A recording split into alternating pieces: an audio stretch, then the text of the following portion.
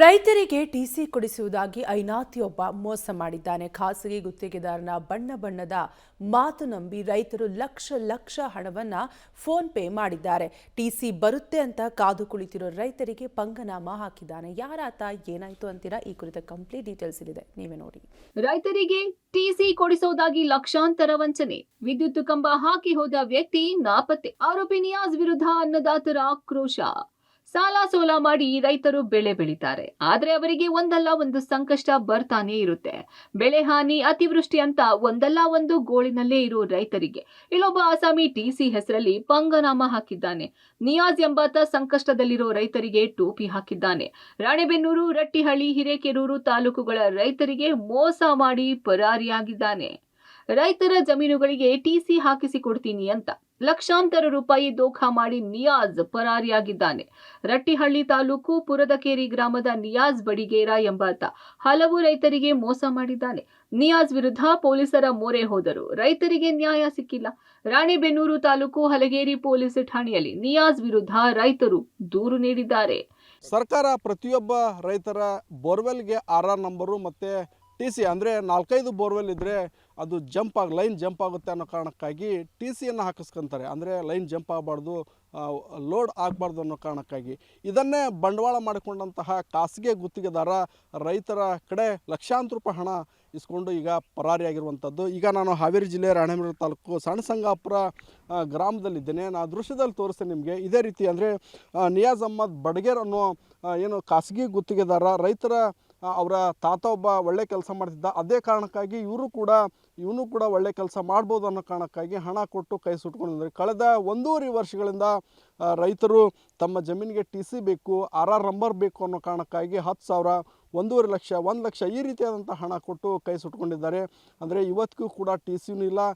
ಹೀಗೆ 2 ಕಂಬಗಳನ್ನು ನಿಲ್ಲಿಸಿ ಹೋಗಿಬಿಟ್ಟಿದ್ರೆ 1.5 ವರ್ಷದಿಂದ ಕೂಡ ಅವರು ಆತನನ್ನು ಕಾಂಟ್ಯಾಕ್ಟ್ ಮಾಡಿದ್ರು ಕೂಡ ಇವತ್ತು ಹಾಕಿಕೊಡ್ತೀನಿ, ನಾಳೆ ಹಾಕಿಕೊಡ್ತೀನಿ ಅನ್ನೋ ಕಾರಣ ಹೇಳಿದ್ದಾನೆ. ಆದರೆ ಟಿಸಿ ಮಾತ್ರ ಬಂದಿಲ್ಲ ಮತ್ತು ಆರ್ಆರ್ ನಂಬರ್ ಕೂಡ ಬಂದಿಲ್ಲ. ಹೀಗೆ ಸಣ್ಣಸಂಗಾಪುರ ಸೇರಿದಂತೆ ಸುತ್ತಮುತ್ತಲ ಭಾಗದ ರೈತರನ್ನೇ ಟಾರ್ಗೆಟ್ ಮಾಡಿಕೊಂಡು ಆ ರೀತಿ ಲಕ್ಷಾಂತರ ರೂಪಾಯಿ ಹಣವನ್ನು ಲಪಟಾಯಿಸ್ಕೊಂಡು ಹೋಗಿರುವಂತೆ ಈ ಕುರಿತಂತೆ ಈಗಾಗಲೇ ಇವರು ಕೂಡ ಪ್ರಕರಣವನ್ನು ದಾಖಲಿಸಿಕೊಂಡಿರುವಂಥದ್ದು. ಈ ಐನಾತಿ ನಿಯಾಜ್ ಬಡಿಗೇರ್ ಟಿಸಿ ಹಾಕಿಸಿಕೊಡ್ತೀನಿ, ಆರ್ಆರ್ ನಂಬರ್ ಕೊಡಿಸ್ತೀನಿ ಅಂತ ರೈತರ ಬಳಿ ಹಣ ಪಡೆದು ಮೋಸ ಮಾಡಿದ್ದಾನೆ. ರೈತರ ಬಳಿ ಲಕ್ಷಾಂತರ ರೂಪಾಯಿ ಹಣ ಪೀಕಿ ಜಮೀನುಗಳಲ್ಲಿ ಕಂಬ ನಿಲ್ಲಿಸಿ ಟಿಸಿ ಹಾಕಿಸಿಕೊಡೋ ಭರವಸೆ ಕೊಟ್ಟು ಕೈ ಕೊಟ್ಟಿದ್ದಾನೆ. ಹಾವೇರಿ ಜಿಲ್ಲೆಯ ಹಲವು ಕಡೆ ಖಾಸಗಿ ಗುತ್ತಿಗೆದಾರ ಅಂತ ಹೇಳ್ಕೊಂಡು ಓಡಾಡ್ತಿದ್ದ ನಿಯಾಜ್ ಬಡಿಗೇರ್ ರೈತರಿಗೆ ಮಕ್ಮಲ್ ಟೋಪಿ ಹಾಕಿದ್ದಾನೆ. ಹಣ ವಾಪಸ್ ಕೊಡಿ ಅಥವಾ ಟಿಸಿ ಕೊಡಿ ಅಂತ ಕೇಳಿದ ರೈತರಿಗೆ ಧರ್ಮಸ್ಥಳ, ಶೃಂಗೇರಿ, ಧಾರವಾಡ, ಹುಬ್ಬಳ್ಳಿ ಅಂತ ಹೇಳ್ತಾ ರೈತರನ್ನ ಸತಾಯಿಸುತ್ತಲೇ ಇದ್ದಾನೆ. ಫೋನ್ ಪೇ, ಗೂಗಲ್ ಪೇಗಳ ಮೂಲಕವೂ ರೈತರ ಬಳಿ ಹಣ ಪೀಕಿ ಪರಾರಿಯಾಗಿದ್ದಾನೆ. ನಿಯಾಜ್ ನಂಬಿ ಲಕ್ಷಾಂತರ ರೂಪಾಯಿ ಹಣ ನೀಡಿದ್ದ ರೈತರಿಗೆ ನಿರಾಸೆಯಾಗಿದೆ. ಸರ ಭತ್ತ ಮಾಡ್ತಿದ್ವಿ, ಇಲ್ಲ ಅಂದ್ರೆ ಬೇರೆ ತರಕಾರಿಗಳು ಏನಾರ ಮಾಡ್ತಿದ್ವಿ ಸರ.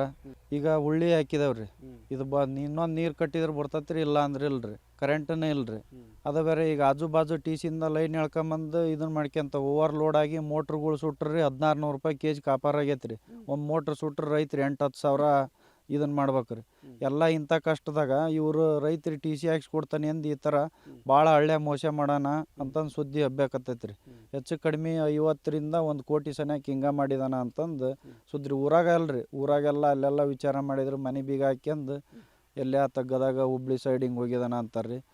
ನಮ್ಮೂರಲ್ಲಿ ಒಂದು 3-4 ಜನಕ್ಕೆ ಮೋಸ ಮಾಡ್ಯಾನ ರೀ.